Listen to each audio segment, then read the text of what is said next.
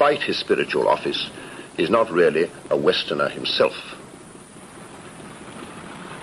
Ever since I was old enough to understand a little bit of one's own surroundings, I have always felt much closer to the East.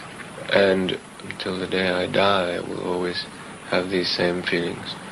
I learned English and French long before I learned any Oriental language. But for years and years and years I have been studying Islam, studying the East. I mean, if you asked me questions about the Christian church, I would be very weak.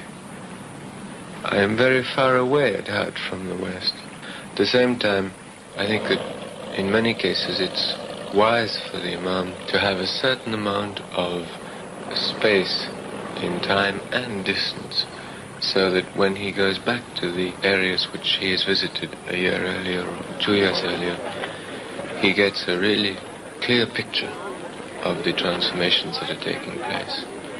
Generally, I try to do a tour of each area once every 2 years.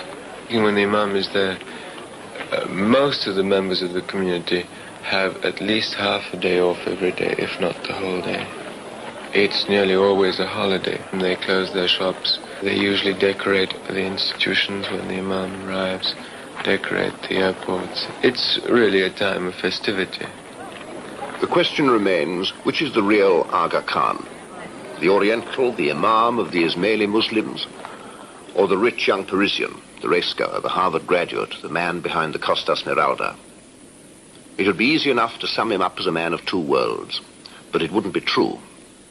He doesn't seem to take on a different personality when he moves from one to the other. In Paris, or in a Pakistan village, he seems to be exactly the same conscientious, sympathetic, determined young man. If East and West have ever met, they have met here. He's not a man of two worlds. Perhaps the best description of him is that he's a man of the world. The gynecological patients, and to know that your bed occupancy